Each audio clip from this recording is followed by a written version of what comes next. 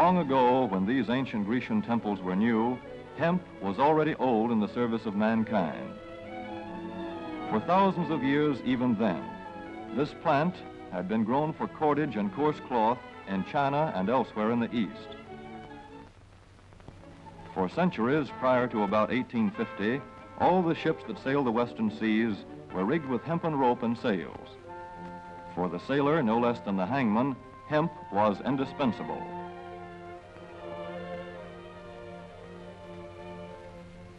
A 44-gun frigate, like our cherished old Ironsides, took over 60 tons of hemp for rigging. Including an anchor cable 25 inches in circumference.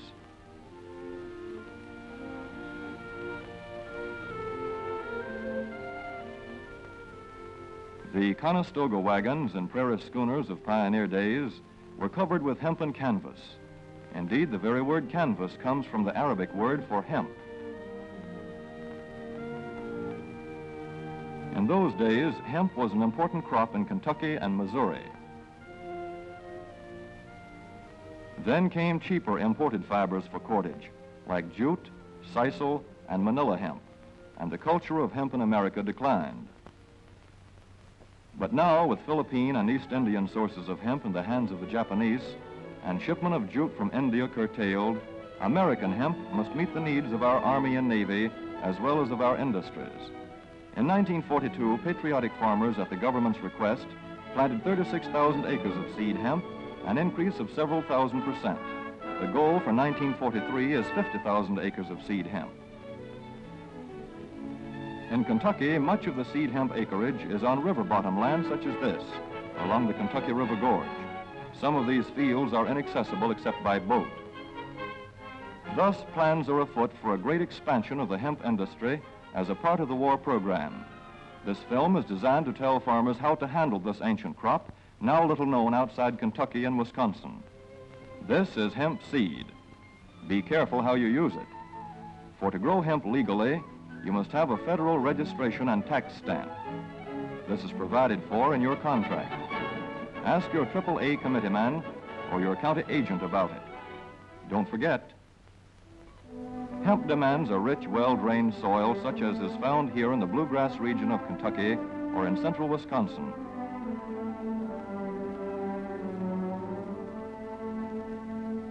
It must be loose and rich in organic matter. Poor soils won't do. Soil that will grow good corn will usually grow hemp.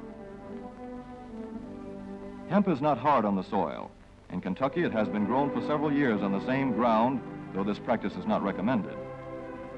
A dense and shady crop, hemp tends to choke out weeds. Here's a Canada thistle that couldn't stand the competition. Dead as a dodo. Thus, hemp leaves the ground in good condition for the following crop. For fiber, hemp should be sown 5 pecks to the acre. With drill, the closer the rows, the better. These rows are spaced about 4 inches. This hemp has been broadcast. Either way, it should be sown thick enough to grow a slender stalk.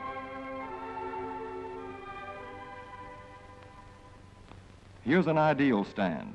The right height to be harvested easily, thick enough to grow slender stalks that are easy to cut and process.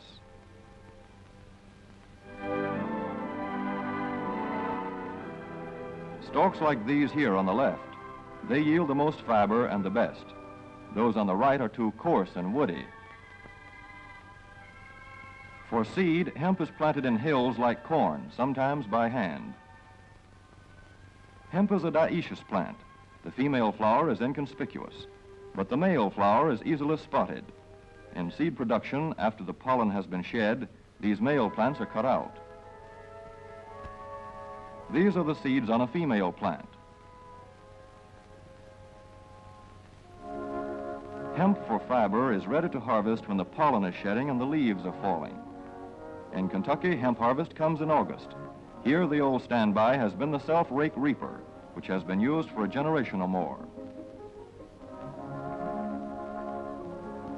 Hemp grows so luxuriantly in Kentucky that harvesting is sometimes difficult, which may account for the popularity of the self-rake with its lateral stroke.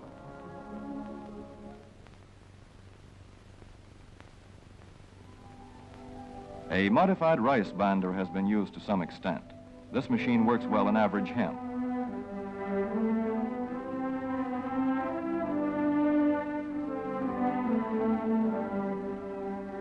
Recently, the improved hemp harvester, used for many years in Wisconsin, has been introduced in Kentucky. This machine spreads the hemp in a continuous swath. It is a far cry from this fast and efficient modern harvester to the Armstrong model of yore. But here's one kind of harvester, at least, that doesn't stall in the heaviest hemp. In Kentucky, hand cutting is practiced in opening fields for the machines.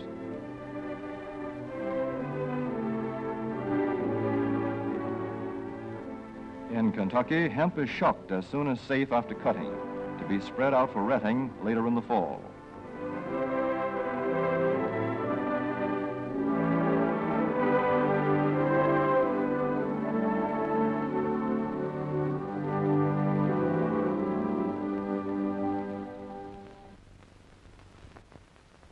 In Wisconsin, hemp is harvested in September. Here, the hemp harvester with automatic spreader is standard equipment. Note how smoothly the rotating apron lays the swath preparatory to retting. Here it is a common and essential practice to leave headlands around hemp fields. These strips may be planted to other crops, preferably small grain. Thus, the harvester has room to make its first round without preparatory hand cutting. Here the machine is running over corn stubble. When the cutter bar is much shorter than the hemp is tall, overlapping occurs, not so good for retting. The standard cut is 8 to 9 feet. The length of time hemp is left on the ground to ret depends on the weather. The swaths must be turned to get a uniform ret.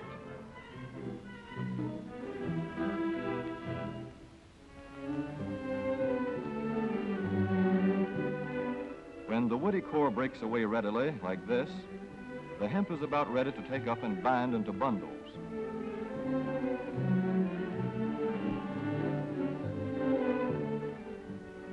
Well-retted hemp is light to dark gray. The fiber tends to pull away from the stalk. The presence of stalks in the bowstring stage indicates that retting is well underway.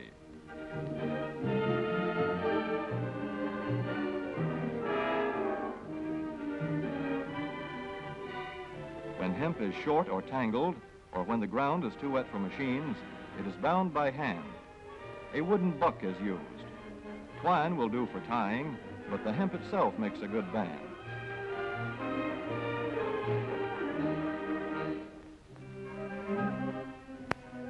When conditions are favorable, the pickup binder is commonly used.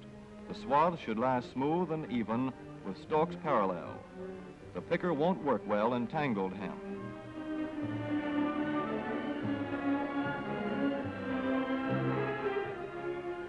After binding, hemp is shucked as soon as possible to stop further retting. In 1942, 14,000 acres of fiber hemp were harvested in the United States. The goal for 1943 is 300,000 acres. Thus, hemp, Cannabis sativa, the old standby cordage fiber, is staging a strong comeback. This is Kentucky hemp going into the dryer of a mill at Versailles.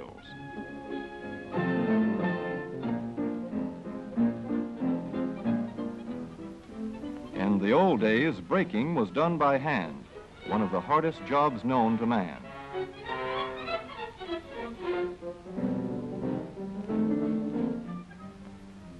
Now the power breaker makes quick work of it.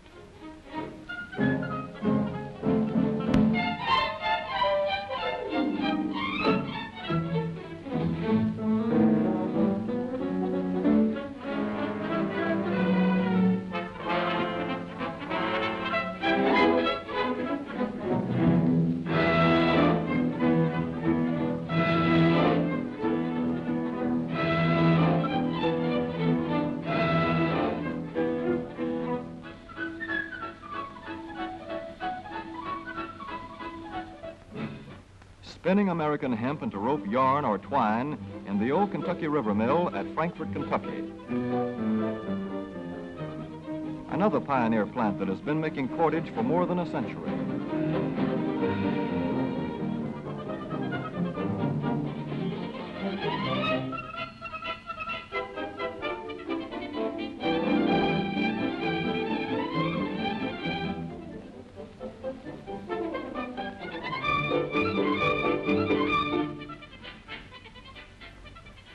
All such plants will presently be turning out products spun from American-grown hemp.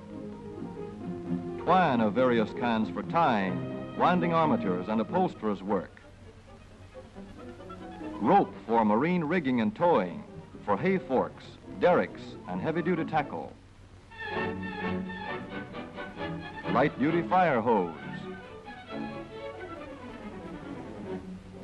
Thread for shoes for millions of American soldiers. And parachute webbing for our paratroopers.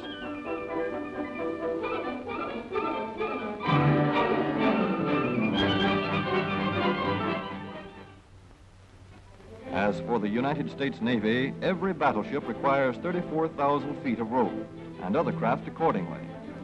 So here in the Boston Navy Yard, where cables for frigates were made long ago, crews are now working night and day making cordage for the fleet. In the old days, rope yarn was spun by hand.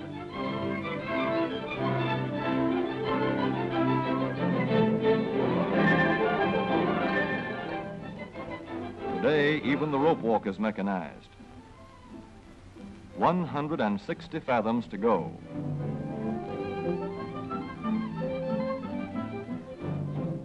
The rope yarn feeds through holes in an iron plate.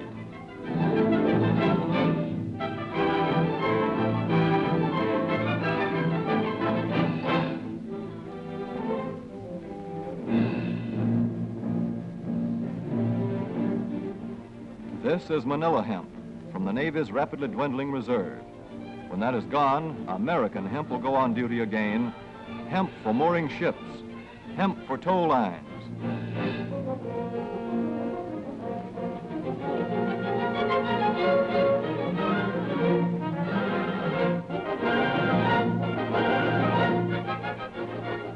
Hemp for tackle and gear. Hemp for countless naval uses, both on ship and shore.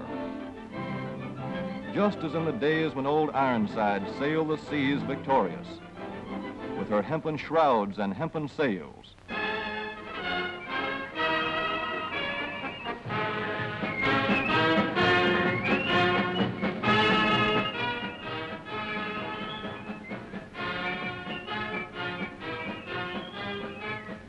Hemp for victory.